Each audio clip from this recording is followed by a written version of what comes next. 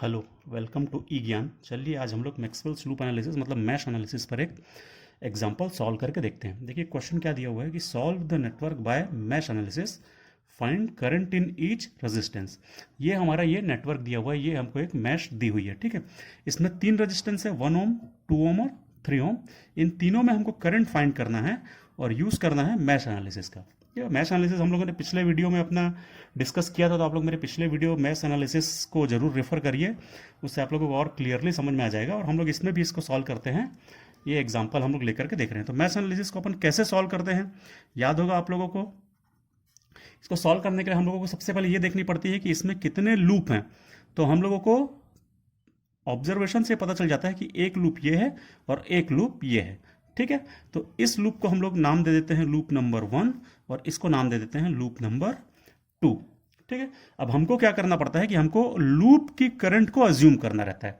तो हम लोग लूप के करंट को अज्यूम कर लें। चलिए मैं इस करंट को ऐसा अज्यूम कर लेता हूं, इसको मैं ऐसा अज्यूम करता हूं, ये हो गया I1। और चलिए मैं इसको उल्टे डायरेक्शन में अज्यूम कर लेता हूं, ये हमने अज्यूम कर लिया I2। तो मैंने इस लूप के करंट को अज्यूम कर लिया I1, इस लूप के करंट को अज्यूम कर लिया I2, क्योंकि ये हमारा पहला स्टेप होता है लूप एनालिसिस का, ठीक है। कि हमको पहले लूप फाइंड करना रहता है और लूप फाइंड हो जाने के बाद हमको उसका करंट अज्यूम करना रहता है। अब हम क्या करते हैं उसके बाद कि हम लोगों को पहले लूप में, ये जो फर्स्ट लूप है हमारा, इसमें केवीएल अप्लाई करना रहता है। तो हम लोग करेंगे applying KVL in loop 1। Kirchhoff's voltage law loop 1 में हम अप्लाई करेंगे। किरचॉफ्स वोल्टेज लॉ कैसे अप्लाई करते थे ये भी हम लोगों ने पिछले बार डिस्कस कर लिया है, तो आप लोग उसको रेफर कर सकते हैं।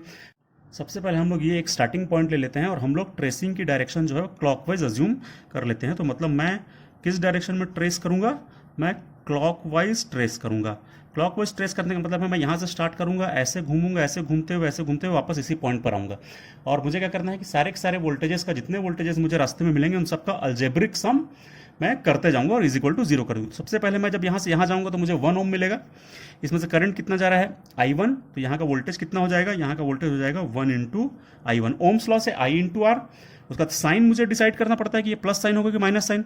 तो हमने साइन कन्वेंशन देखा था कि यदि मैं करंट के साथ साथ जाता हूं तो प्लस साइन, और यदि मैं करंट के अपोजिट जाता हूं तो माइनस साइन। तो देखिए मैं भी इधर जा रहा था और करंट भी मेरे साथ साथ जा रहा था, तो इसका मतलब है कि मेरी और करंट की डायरेक्शन सेम है, इसलिए प्लस साइन आ जाएगा, ठीक है। उसके बाद मैं यहां से जब नीचे आऊंगा तो मुझे देखिए 2 ओम का रेजिस्टेंस मिलेगा, और 2 ओम के रेजिस्टेंस में 2 करंट है, एक है I1 और दूसरा है I2, ठीक है। तो I1 और I2 कैसे जा रहे हैं, तो देखिए I1 जो है वो ऐसे ऊपर से नीचे आ रहा है, ऐसे जा रहा है और ऐसे आ रहा है। और I2 कैसे आ रहा है, तो I2 भी ऐसे घूम करके ऐसे ऊपर से नीचे आ रहा है। तो I1 भी ऊपर से नीचे आ रहा है और I2 भी ऊपर से नीचे आ रहा है। मैं कैसे घूम रहा हूं, तो मेरे मूवमेंट की डायरेक्शन देखिए ये ऐसी है, जो कि मैं ये पेन से मैं बना दे रहा हूं, ये मेरे मूवमेंट की डायरेक्शन है, ठीक है। तो मेरा मूवमेंट कैसा हो रहा है, मेरा भी मूवमेंट ऊपर से नीचे की तरफ हो रहा है। तो मेरा मूवमेंट और दोनों करंट की डायरेक्शन सेम है, तो इसलिए इसका मतलब है कि दोनों में प्लस का साइन आएगा। तो यहां पर क्या हो जाएगा, देखिए 2 इंटू I1 हो जाएगा एक वोल्टेज, और दूसरा वोल्टेज हो जाएगा 2 into I2, 2 into I2 Ohm's law के हिसाब से। ये है रेजिस्टेंस और ये दोनों है करंट। तो I1 into are, I2 into are, तो I1 इंटू 2, I2 इंटू 2, ये हो जाएगा। साइन कैसे लगाना है, क्योंकि मेरे मूवमेंट की डायरेक्शन भी यही है और I1 की भी डायरेक्शन ये है, तो इसमें आ जाएगा प्लस। मेरे मूवमेंट की डायरेक्शन ऊपर से नीचे है, I2 भी ऊपर से नीचे आ रहा है, तो इसमें भी आ जाएगा प्लस। तो हम यहां से यहां पहुंच गए। अब हम यहां से यहां आएंगे तो कोई एलिमेंट नहीं है, इसलिए इसको छोड़ देंगे। जब हम यहां से ऊपर जाएंगे तो मेरे को मिलेगा 12 वोल्ट, तो मैं लिख दूंगा 12। इसका साइन कैसे अपन डिसाइड करते हैं, तो सोर्स का साइन अपन कैसे डिसाइड करते थे, तो हमारे मूवमेंट करते समय जो पोलैरिटी हमको पहले मिलती है उसी का साइन हम लगा देते हैं। देखिए ये प्लस है और ये वाला माइनस है, तो जब मैं ऐसे आ रहा हूं तो मुझे पहले क्या साइन मिला, पहले मुझे मिला माइनस साइन, तो मैं लगा दूंगा माइनस का साइन, ठीक है।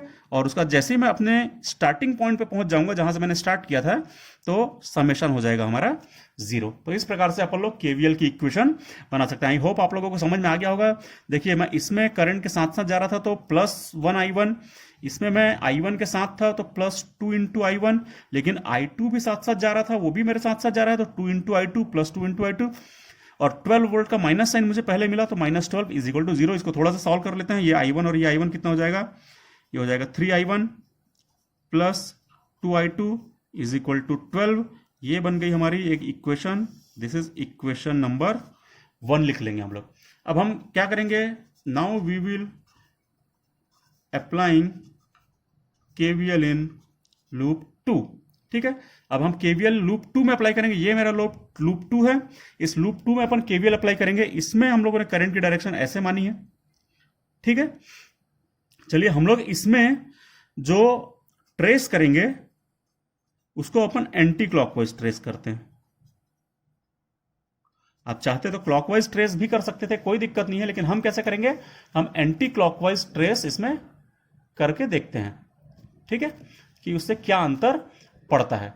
तो यदि हम एंटी क्लॉकवाइज ट्रेस करेंगे, इसका मतलब है मेरे को पहले एक स्टार्टिंग पॉइंट चूज करना पड़ेगा। तो सपोज ये अपना स्टार्टिंग पॉइंट है और हम ऐसे करके ट्रेस करेंगे। ठीक है, ऐसे ट्रेस मतलब मैं पेन से बना दे रहा हूं। कैसा हम ट्रेस करेंगे, हम पहले ऐसे आएंगे, फिर हम ऐसे आएंगे, फिर हम ऐसे आएंगे और उसके बाद ऐसे आएंगे। तो पेन से मैंने जो बनाया है वो ट्रेसिंग की डायरेक्शन है कि हम किस किस डायरेक्शन में मूव करेंगे। ठीक है, और वन बाय वन सारे वोल्टेजेस को लिखते जाएंगे। तो चलिए मैं यहां से स्टार्ट कर रहा हूं। पहले मैं इधर आ रहा हूं, तो मुझे क्या मिल रहा है, 3 ओम, और करंट कितना है, I2। तो वोल्टेज क्या हो जाएगा ओम्स लॉ के हिसाब से, 3 इंटू I2। तो मैं लिख देता हूं 3 इंटू I2, और साइन क्या रहेगा, प्लस की माइनस, क्योंकि मैं भी ऐसे आ रहा हूं और करंट भी मेरे साथ साथ आ रहा है। देखिए ये करंट की डायरेक्शन है जो स्केच पेन से बनी है। तो करंट कैसे आएगा, वो भी ऐसे आएगा। तो करंट और मेरी डायरेक्शन सेम है, इसलिए प्लस साइन। उसके बाद मैं ऊपर से नीचे आऊंगा तो मुझे 2 ओम मिलेगा, लेकिन इस 2 ओम में दो करंट है। एक करंट है ये I2 और एक करंट है ये I1। तो इसमें दो वोल्टेजेस होंगे, एक वोल्टेज होगा 2I2 और एक वोल्टेज होगा 2I1। अब 2I2 में क्या साइन रहेगा, प्लस की माइनस। तो देखिए मैं ऐसे आ रहा हूं, ये डॉट ब्लू कलर के पेन की डायरेक्शन में मैं ऐसे आ रहा हूं, ऐसे। तो मैं ऊपर से नीचे आ रहा हूं। ठीक है, करंट भी देखिए ये I2 आ जा रहा है और ऐसे ऊपर से नीचे आ रहा है, मतलब मेरे मूवमेंट की डायरेक्शन और करंट मूवमेंट की डायरेक्शन सेम है, तो प्लस साइन। इसमें देखिए मैं ऊपर से नीचे आ रहा हूं इस रेजिस्टेंस में, और ये करंट भी जो है वो ऐसे करके ऐसे घूम करके ऊपर से नीचे आ रहा है। तो मतलब इस रेजिस्टेंस में मैं ऊपर से नीचे आ रहा हूं और इस रेजिस्टेंस में करंट भी ऊपर से नीचे आ रहा है। मतलब इस रेजिस्टेंस में मेरे मूवमेंट और करंट की डायरेक्शन सेम है, इसलिए ये हो जाएगा प्लस। ठीक है, आई होप समझ में आ गया होगा आप लोगों को। उसके बाद मैं यहां से यहां आऊंगा तो कोई एलिमेंट नहीं है। उसका जब मैं यहां से ऊपर पहुंचूंगा तो मुझे मिलेगा 6 वोल्ट।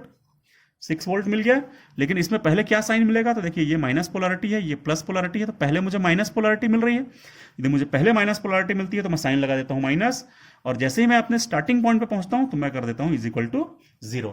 तो इस प्रकार से इस लूप में भी हम लोग केवीएल अप्लाई कर लेंगे। ठीक है, तो जिस जिस रेजिस्टेंस में मेरी और करंट की डायरेक्शन सेम रहेगी उस रेजिस्टेंस का वोल्टेज मैं प्लस में लिखूंगा, और सोर्स में मुझे जो साइन पहले मिलेगा, जो पोलैरिटी पहले मिलेगी, वो साइन में सोर्स में लगा दूंगा। ठीक है, यहाँ पे मुझे माइनस पोलैरिटी मिली थी तो मैंने यहाँ पे माइनस लगा दिया। इसको थोड़ा सा सिंप्लीफाई अपन अपने हिसाब से कर सकते हैं, जैसा अपन को सिंपल मैथमेटिक्स आता है। तो ये 2I1 हो गया, मैं लिख दूंगा 2I1। ठीक है, उसके बाद ये 3 और 2 ये हो जाएगा प्लस 5I2, ये 6 उधर चला जाएगा तो ये हो जाएगा 6। ये मेरी एक और इक्वेशन बन गई केवीएल की सेकंड इक्वेशन। मेरे पास दो लूप थे, ये दो लूप थे और दो इक्वेशंस अपनी बन गई। ठीक है, एक इक्वेशन दो इक्वेशन, अननोन कितने हैं, I1 और I2। तो ये मेरी दो इक्वेशन दो अननोन वाली जो है साइमल्टेनियस इक्वेशन अपने को मिल गई है। अब हम साइमल्टेनियस इक्वेशन को सॉल्व करना जानते हैं। तो ये मैं लिख लेता हूं 3I1 plus 2I2 is equal to 12, और ये है 2I1 plus 5I2 is equal to है 6। ये इक्वेशन नंबर 1, ये इक्वेशन नंबर 2।